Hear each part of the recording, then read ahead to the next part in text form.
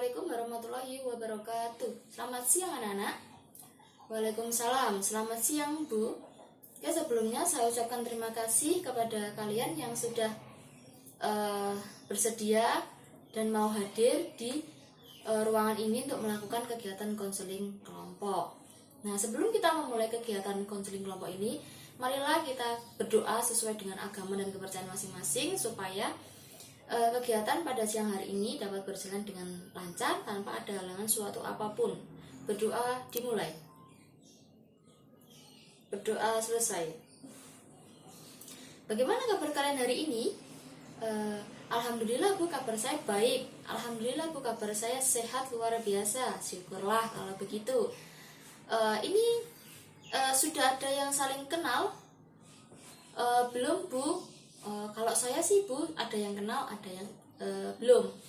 Oke, kalau begitu kita lakukan perkenalan terlebih dahulu ya, karena kan ada pepatah yang mengatakan tak kenal maka tak sayang. Jadi nanti perkenalannya dimulai dari Ibu terlebih dahulu, habis itu gantian dari kalian ya. Nanti kalian menyebutkan nama dan juga menyebutkan kelasnya itu dari kelas berapa.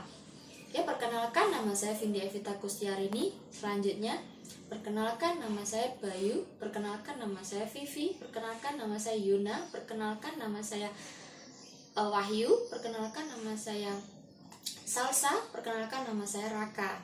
Oke, kalian sudah tahu belum kenapa kalian itu saya minta berkumpul di ruangan ini? Belum Bu, memangnya ada apa sih? Nah, kalian saya minta berkumpul di ruangan ini untuk melakukan kegiatan konseling kelompok. Ada yang tahu belum? Apa sih konseling kelompok itu? Atau ada yang sudah pernah mengikuti konseling kelompok belum? Belum Bu, kita semua belum ada yang pernah mengikuti konseling kelompok. Oke, kalau begitu saya di sini akan menjelaskan mengenai konseling kelompok. Konseling kelompok adalah layanan bimbingan dan konseling yang memungkinkan peserta didik memperoleh kesempatan untuk pembahasan dan pemecahan masalah dengan memanfaatkan dinamika kelompok. Dalam konseling kelompok, setiap anggota berhak memberikan pertanyaan, mengutarakan masalahnya, dan memberikan tanggapan ataupun memberikan masukan kepada anggota kelompok lain yang masalahnya sedang dibahas. Nah, di sini peran saya sebagai pemimpin anggota kelompok, sedangkan kalian sebagai di sini peran saya sebagai pemimpin kelompok, sedangkan kalian sebagai anggota kelompok. Nah, sudah paham dari sini? Paham Bu? Oke. Dalam melaksanakan konseling kelompok ini ada asas-asasnya. Nah, itu yang pertama ada asas kerahasiaan, ada asas kesukarelaan, ada asas keterbukaan, ada asas kenormatifan, dan ada asas keaktifan. Nah, khusus untuk yang asas nomor pertama, yang nomor 1 itu tadi, ada asas kerahasiaan. Ini kalian diminta untuk berjanji tidak akan membicarakan hal ini kepada siapapun di luar dari anggota kelompok yang ada di sini ya, agar pembicaraan kita kali ini tidak menjadi pembicaraan umum di luar sana. Bisa dipahami dan bisa disepakati bersama? Ya Bu, saya berjanji. Sebelum kita melaksanakannya, ada durasi waktu dalam konseling kelompok ini. Nah, durasi waktunya sekitar 45 menit sampai dengan 60 menit. Nah, saya tawarkan kepada kalian inginnya berapa menit dalam melakukan proses konseling kelompok ini. 45 menit saja Bu, sudah cukup. Oke, kalau begitu sepertinya kalian tegang sekali ya. Bagaimana kalau kita bernyanyi bersama? Oke, sudah gimana? Sudah semangat? Oh, sudah. Oke, kalau begitu siapa di antara kalian yang ingin menyampaikan ataupun mengutarakan masalahnya atau menceritakan masalahnya terlebih dahulu? Saya Bu. Ya, silakan. Nah, jadi begini Bu, saya itu akhir-akhir ini sering sulit tidur. Sekalinya bisa tidur itu saya larut malam sekali, atau kalau nggak gitu pagi. Bahkan saya pernah tidur itu subuh itu baru bisa tidur. Nah biasa, dan saya tuh kalau pagi harinya kadang juga sering terlambat kalau ke sekolah gitu. Saya biasanya kalau susah tidur itu sering nonton drama Korea ataupun sering main sosmed gitu Bu. Oh, ya. Yang lainnya siapa yang ingin menceritakan lagi? Saya Bu, ya silahkan. Kalau saya sih sering terlambat Bu kalau ke sekolah, dan kalau saya juga sering ngantuk gitu loh Bu kalau misalkan pelajaran itu berlangsung gitu. Soalnya saya malam harinya itu begadang, saya harus keluar gitu, saya keluar dengan teman-teman gitu, terus saya pulangnya juga larut malam, kadang sampai pagi. Jadinya saya kalau datang ke sekolah selalu terlambat, karena saya mencari hiburan gitu, mencari kesenangan di luar sana. Soalnya saya kalau berada di rumah terus, saya itu merasa bosan, merasa jenuh, dan merasa kayak tidak betah gitu loh Bu kalau di rumah saja. Ya, yang lainnya kalau saya sih Bu sering akhir-akhir ini sering tidak fokus pada mata pelajaran tertentu. Soalnya gurunya itu kalau menjelaskan Bu membosankan gitu loh Bu, membuat saya itu jadi malas untuk memperhatikannya. Oke, yang lainnya saya Bu. Oke, kalau saya tuh sering bolos Bu, paling bolos sekolah karena saya tuh harus kerja. Dan saya juga sering gitu Bu dipanggil ke ruang BK gitu, terus pernah juga mendapat surat peringatan, surat panggilan untuk orang tua gitu. Padahal saya bolos itu untuk kerja Bu, karena saya harus menghidupi 2 adik saya dan juga nenek saya. Apalagi nenek saya akhir-akhir ini beliau sakit, jadi saya perlu uang banyak gitu loh Bu untuk untuk menghidupi mereka. Oke, yang lainnya kalau saya sih Bu tidak bisa membagi waktu antara belajar dan bermain. Nah sehingga kadang-kadang nilai saya tuh sering jelek gitu. Nah saya tuh lebih suka bermain daripada belajar. Jadi akibatnya prestasi belajar saya tuh sering turun.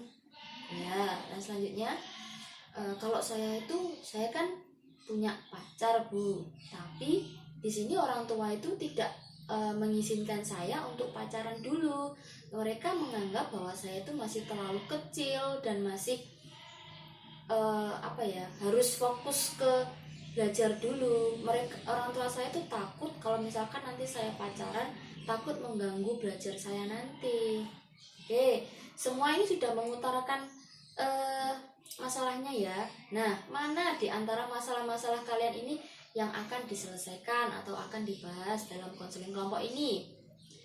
Menurut saya Bu, masalahnya Mas Yona saja. Karena masalahnya Mas Yona ini menurut saya rumit Bu, dibandingkan dengan masalah-masalah teman-teman yang lainnya gitu. Ya Bu, saya setuju dengan apa yang dikatakan teman-teman untuk membahas mengenai masalahnya Mas Yuna. Soalnya saya juga kasihan sama Mas Yuna. Oke, untuk Mas Yuna, apakah bersedia untuk menceritakan permasalahannya? Ya Bu, saya bersedia dan saya mau untuk menceritakan masalah saya. Oke, kalau begitu bisa ceritakan kronologi permasalahannya itu seperti apa. Nah, seperti yang saya bilang di awal Bu, saya tuh kan sering bolos sekolah, saya sering tidak masuk gitu, dan saya sering sekali gitu dipanggil ke ruang BK, terus sering juga mendapatkan surat peringatan. Padahal saya bolos itu bukan main keluar Bu, tapi saya harus bekerja karena saya harus menghidupi 2 adik saya dan juga nenek saya. Kalau saya tidak mencari uang, keluarga saya mau makan apa? Saya mau tanya, oh iya silahkan. Gini ya Mas Yuna, memangnya orang tua kamu kemana? Kok kamu sendiri yang mencari uang? Kok yang kamu sendiri yang bekerja gitu loh? ibu saya meninggal ketika melahirkan adik saya yang paling kecil. Lalu ayah saya pergi entah kemana setelah sepeninggal ibu saya. Saya tidak tahu apakah ayah saya di sana mencari pekerjaan lain ataukah ada hal ataupun kepentingan yang lain. Oh gitu. Lalu kalau misalkan saya mau tanya Bu, oh ya silahkan. Lalu kalau misalkan kamu bolos setiap hari itu, apakah kamu tidak dimarahi sama nenekmu? Sebetulnya juga dimarahi sih, cuman ya mau gimana lagi, keadaanlah yang memaksa saya harus seperti ini. Kamu ini sudah sejak kapan sih kamu bekerja sambil sekolah ini? Ya sejak saya masuk kelas 7 SMP. Nah itu sejak saya masuk SMP itu saya sudah mulai bekerja. Entah bekerja apa saja saya lakukan, karena saya harus itu memenuhi kebutuhan keluarga saya gitu. Oke, begini ya anak-anak, ibu bisa merasakan apa yang dirasakan oleh Mas Yuna. Nah, untuk Mas Yuna sendiri, apakah tidak ada keinginan untuk fokus pada sekolah terlebih dahulu? Nanti kalau misalkan sudah lulus atau gimana baru ke mencari pekerjaan dan lain sebagainya. Karena kan sayang ya, mengingat Mas Yuna ini sudah kelas 3. Nah, sebentar lagi akan mengikuti ujian nasional. Ya sebenarnya saya sih kepingin Bu, saya kepingin juga fokus sekolah seperti teman-teman yang lainnya. Tetapi ya mau gimana lagi, saya juga harus memenuhi kebutuhan keluarga saya. Tidak ada yang mencari uang untuk keluarga saya Bu selain saya sendiri. Apalagi akhir-akhir ini nenek saya sedang sakit, makanya saya tidak mengizinkan nenek saya untuk bekerja terlebih dahulu. Saya mau tanya Bu, ya silakan. Untuk Mas Yuna ini,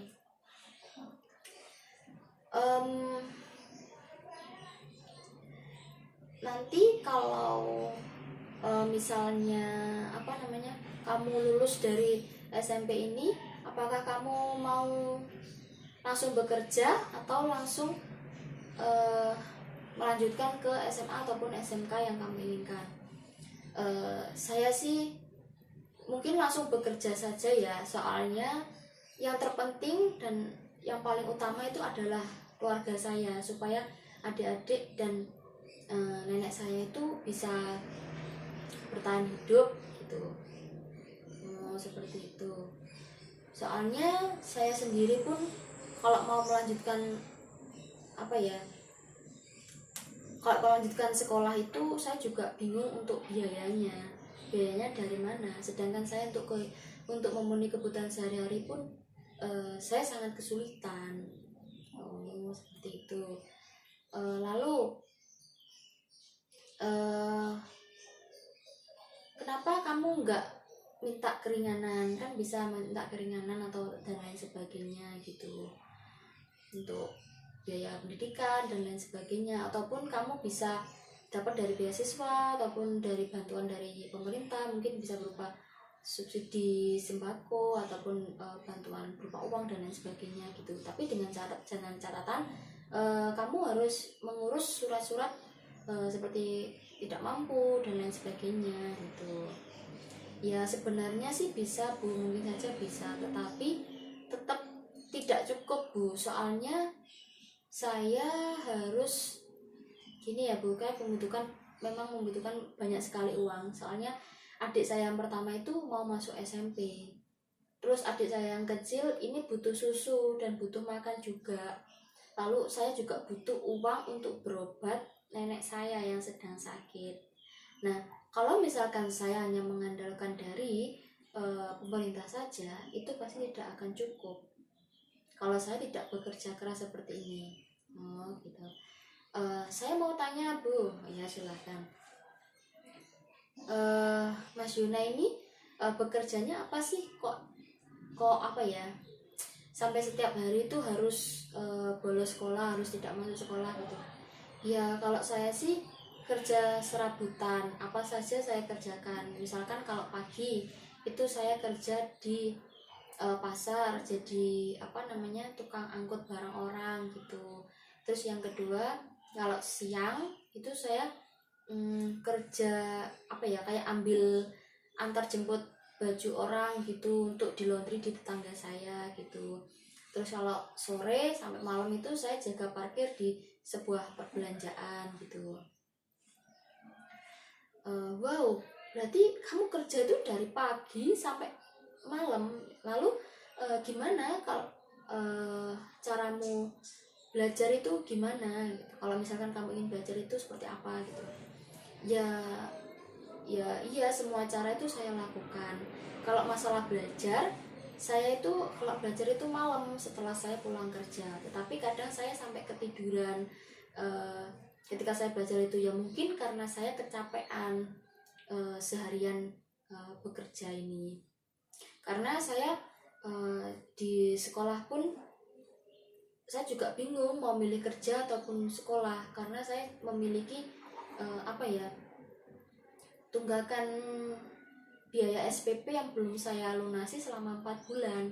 Makanya saya mau masuk itu takut ditagih mengenai biaya itu. Soalnya saya untuk saat ini saya memang belum punya uang gitu. Seandainya saya punya uang, saya gunakan untuk keperluan adik dan nenek saya tadi. Oke, sebentar ya anak-anak ya, saya ambil kesimpulannya terlebih dahulu. Oke Bu, siap, silahkan Bu.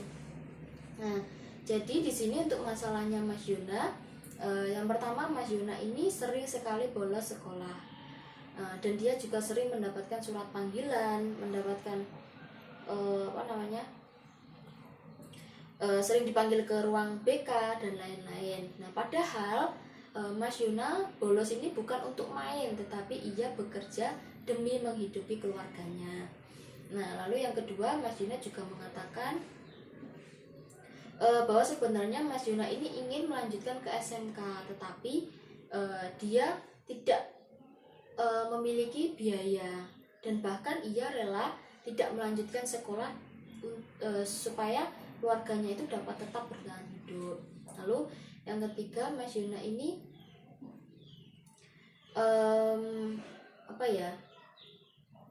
Mas Yuna ini kan tadi mengatakan kalau kesusahan dalam melunasi SPP. Nah, dia bingung dalam memilih kerja ataupun sekolah. Takut kalau misalkan sekolah nanti pasti akan ditagih untuk pembayaran administrasi SPP itu. Nah, tapi kalau tidak sekolah, dia juga butuh pendidikan itu untuk masa depannya kelak. Nah, menurut kalian bagaimana solusi yang kalian gunakan untuk menangani masalah dari Mas Yuna ini? Saya Bu, ya silakan. Menurut saya Mas Yuna tetap sekolah saja Bu, karena mengingat ia kan mau ujian nasional. Nah, nanti kalau misalkan Mas Yuna ingin bekerja, Mas Yuna bisa bekerja sepulang dari sekolahnya. Oke, yang lainnya? Saya Bu, oke silahkan. Kalau saya, menurut saya seharusnya Mas Yuna ini mendapatkan keringanan ya Bu untuk biaya pendidikannya,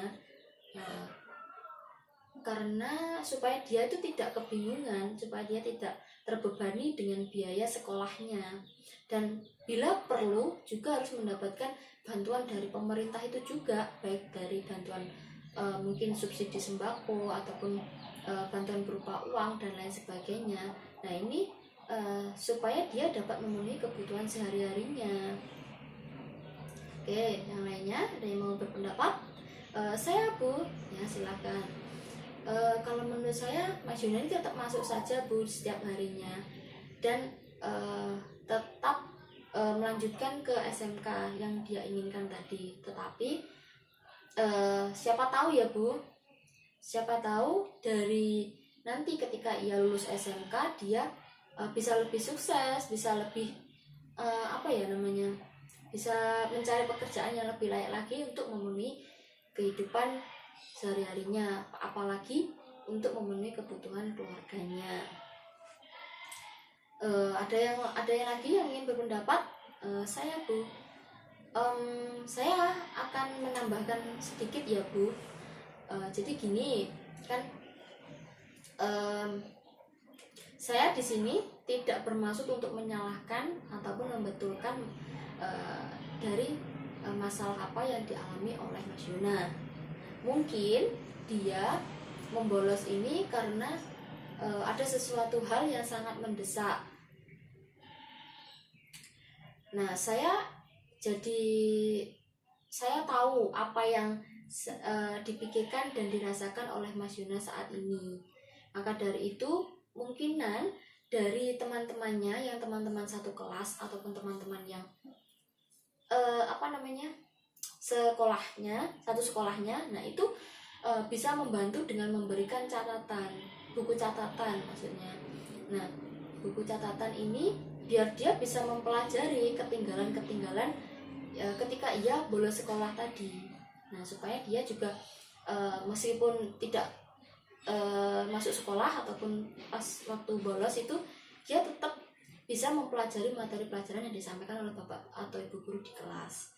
Nah, lalu yang kedua, mungkin teman-temannya itu bisa memberikan support, bisa memberikan semangat, dorongan dan lain sebagainya, supaya Mas Yuna ini tetap bisa masuk setiap hari, bisa aktif, dan harapannya kedepannya dia bisa mencari pekerjaan yang lebih layak lagi. Oke anak-anak, jawaban kalian cukup menarik dan bagus-bagus sekali. Nah, lalu pesan dan kesan apa yang diperoleh ketika kalian melakukan konseling kelompok pada siang hari ini? Saya Bu, ya silakan. Saya sangat senang sekali Bu, dan sangat salut kepada Mas Yuna karena jarang sekali ada anak remaja laki-laki ini menjadi tulang punggung keluarganya. Saya Bu, ya silakan. Menurut saya juga sangat senang sekali Bu, karena di sini kita dapat berbagi cerita, kita dapat bertukar pendapat, kita dapat mencari solusi dari sebuah permasalahan gitu. Saya Bu, oh iya Mas Yuna silahkan. Saya Bu, sebagai yang memiliki masalah ini, terus terang sangat terbantu sekali dengan solusi-solusi yang ditawarkan oleh teman-teman. Nah, sebelumnya saya ucapkan terima kasih kepada teman-teman yang telah membantu dengan memberikan solusi kepada saya, dan paling tidak sudah mengurangi beban pikiran saya. Oke, lalu dari konseling kelompok ini, apa kesimpulan yang diperolehnya? Apa yang kesimpulan yang diperoleh? Saya Bu, ya silahkan. Menurut saya kesimpulannya adalah di sini kita dapat mengetahui permasalahan seseorang, yang mungkin permasalahan kita yang biasanya kita anggap berat sekali, tapi ternyata ada yang lebih berat lagi, dan mereka pun terkadang yang memiliki masalah lebih berat dari kita itu tidak merasakannya ataupun tidak memberikan